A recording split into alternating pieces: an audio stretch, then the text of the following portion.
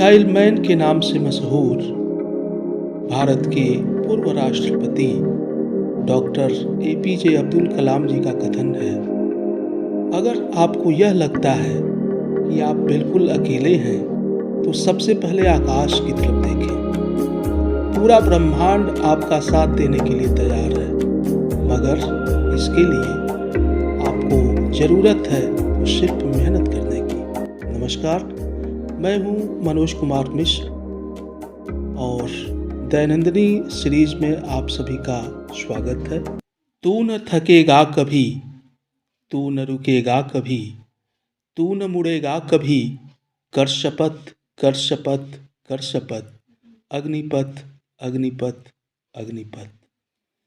आज का दिन भारत के प्रसिद्ध कवि और लेखक हरिवंश राय बच्चन की याद दिलाता है।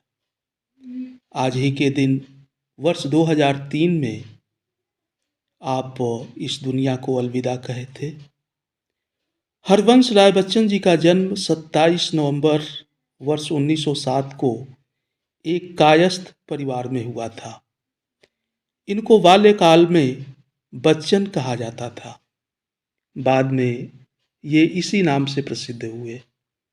हरिवंश राय बच्चन को हिंदी के महान कवियों के रूप में जाना जाता है।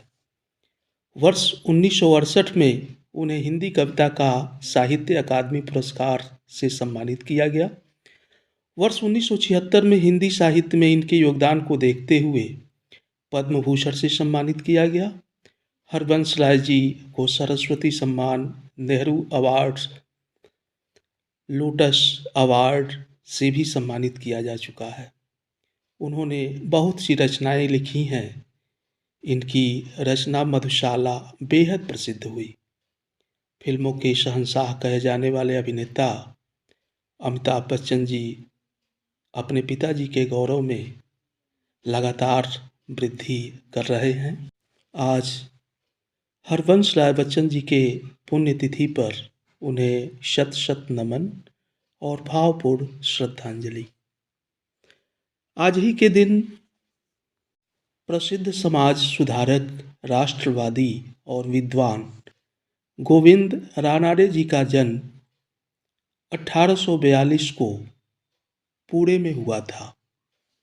एक शांत और धैर्यवान आशावादी के रूप में उनके व्यक्तित्व ने ब्रिटेन के साथ साथ भारत में सुधार के प्रति उनके दृष्टिकोण को प्रभावित किया। भारतीय समाज को मानवीकृत और समान बनाने के उनके प्रयासों ने महिलाओं पे अपना प्राथमिक ध्यान केंद्रित किया। उन्होंने पर्दा प्रथा के खिलाफ अभियान चलाया।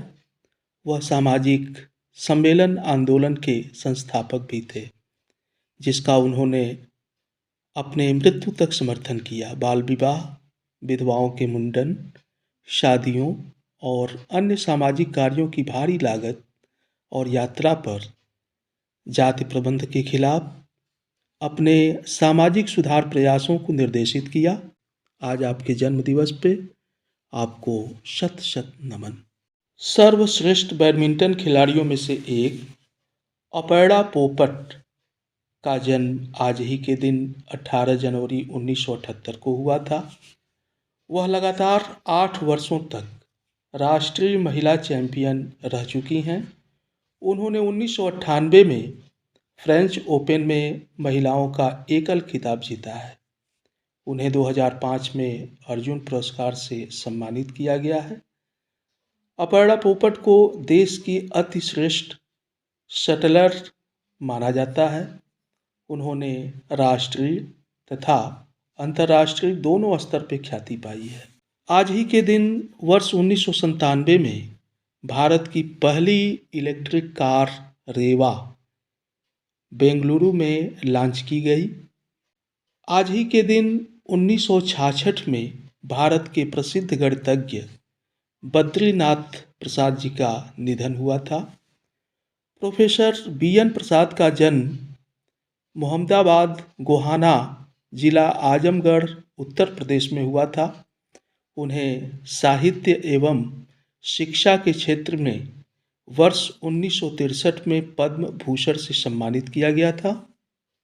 आज ही के दिन 1896 में एक्सरे मशीन का पहली बार प्रदर्शन किया गया। एक्सरे की खोज के वैज्ञानिक विल्हेम रोंटजेन ने की, जिन्होंने सबसे पहले 1895 में क्रुक्स ट्यूबों से निकलने वाले एक्सरे की खोज की और इसके कई महत्वपूर्ण उपयोग समझाए।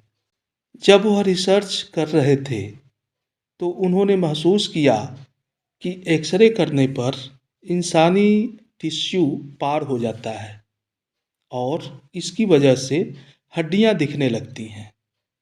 इसके बाद 18 जनवरी 1896 को एच.एल. स्मिथ ने औपचारिक रूप से एक एक्सरे मशीन को पेश किया।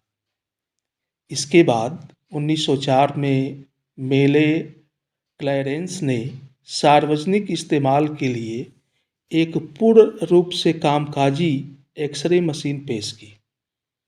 इसमें एक्सरे एक्स किरणों के इलेक्ट्रोमैग्नेटिक विकिरण की तकनीक का इस्तेमाल होता है। इस विकिरण की मदद से शरीर के भीतर हड्डियों की स्पष्ट तस्वीर ली जाती है। हिंदी फिल्मों के प्रसिद्ध गायक व अभिनेता कुंदन लाल सहगल, जिन्हें हिंदी फिल्म उद्योग, जो तत्कालीन समय के दौरान कोलकाता में केंद्रित था, का पहला सुपरस्टार माना जाता था, का आज ही के दिन वर्ष 1947 में देहांत हुआ था। आज आपकी पुण्यतिथि पे आपको शत शत नमन व भावपूर्ण श्रद्धांजलि।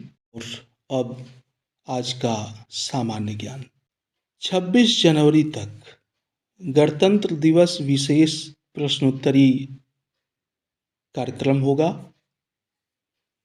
गणतंत्र दिवस भारत के 3 राष्ट्रीय पर्वों में से एक है, जो प्रतिवर्ष 26 जनवरी को संपूर्ण भारत में हर्षोल्लास के साथ मनाया जाता है। इसी दिन वर्ष 1950 को भारत सरकार अधिनियम 1935 को हटाकर भारत का संविधान लागू किया गया था। 26 जनवरी की तिथि को इसलिए लागू करने के लिए चुना गया क्योंकि 1930 में इसी दिन भारतीय राष्ट्रीय कांग्रेस ने भारत को पूर्ण स्वराज घोषित किया था। तो 26 जनवरी तक प्रश्नोत्तरी कार्यक्रम गणतंत्र दिवस से ही संबंधित रहेगा। भारत का संविधान बनने में कितना समय लगा था? 2 वर्ष 11 महीने 18 दिन। संविधान दिवस कब मनाया जाता है? 26 नवंबर को। भारत का संविधान सभा द्वारा कब पारित हुआ? 26 नवंबर 1949 को। संविधान सभा के अस्थायी अध्यक्ष कौन थे? डॉक्टर राजेंद्र प्रसाद। संविधान की आत्मा किसे कहा जाता है? संविधान की प्रस्तावना को। तो आज दैनंदिनी में इतना ही। मिलते हैं कल की विशेषताओं के साथ। बहुत बहुत